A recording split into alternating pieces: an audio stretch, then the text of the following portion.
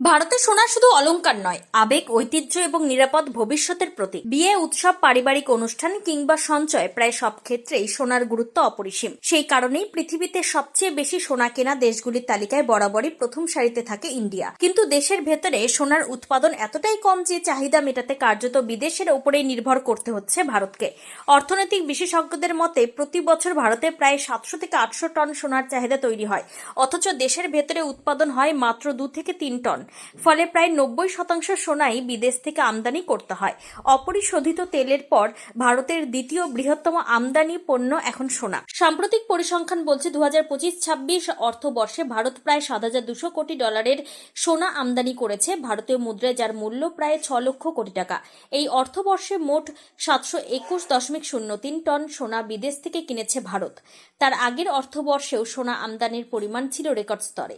2023-24 সালে প্রায় 795.20 টন সোনা আমদানি করতে হয়েছিল দেশকে। বিশেষজ্ঞদের মতে ভারতে সোনা কেনার প্রবণতা শুধুমাত্র অলংকারের জন্য নয়, বহু মানুষ এখনও সোনাকেই সবচেয়ে নিরাপদ বিনিয়োগ বলে মনে করেন। শেয়ার বাজার বা অন্য আর্থিক খাতে ঝুঁকি থাকলেও সোনার ওপর আস্থা কমেনি।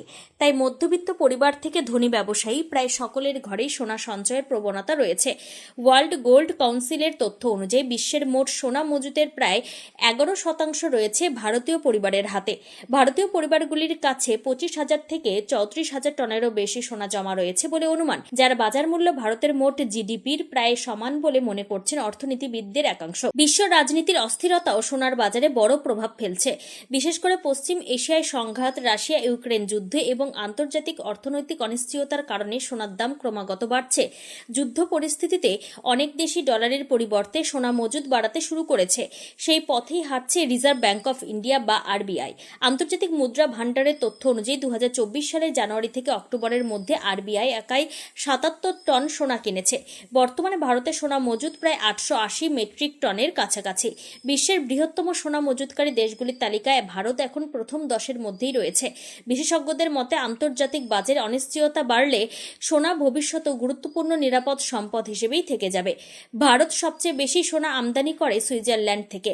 মোট আমদানির প্রায় 40% আসে সেখান থেকে। এছাড়া ইউনাইটেড আরব এমিরেটস এবং সাউথ আফ্রিকা থেকেও উল্লেখযোগ্য পরিমাণ সোনা আসে। তবে এই বিপুল আমদানির কারণে বৈদেশিক মুদ্রা ভান্ডারের ওপরও চাপ বাড়ছে। বিশেষ করে তেলের দাম বৃদ্ধির সঙ্গে সঙ্গে সোনা আমদানির খরচও কেন্দ্রীয় তহবিলের ওপর বড় বোঝা তৈরি করছে। সেই কারণে অপ্রয়োজনীয় সোনা কেনা কিছুটা কমানোর আবেদন জানিয়েছে কেন্দ্রীয় সরকার। প্রধানমন্ত্রী নরেন্দ্র মোদী দেশবাসীকে আপাতত সংযত থাকার আহ্বান জানিয়েছেন বলেও জানা গেছে। অর্থনীতিবিদদের মতে ভারতীয়দের হাতে যে বিপুল সোনা জমা রয়েছে তা ভবিষ্যতে দেশের অর্থনৈতিক স্থিতিশীলতার ক্ষেত্রে গুরুত্বপূর্ণ ভূমিকা নিতে পারে। তবে বর্তমান পরিস্থিতিতে সোনা আমদানির লাগাম টানাই সরকারের অন্যতম বড় চ্যালেঞ্জ হয়ে উঠেছে। Times 14 bureau, Nayadilli. আরও নিত্য নতুন ভিডিও পেতে এবং তথ্য জানতে আমাদের ফেসবুক পেজকে লাইক ও ফলো করে রাখুন। সেই সঙ্গে টাইমস 14 বাংলার ইউটিউব চ্যানেলকে সাবস্ক্রাইব করতে ভুলবেন না।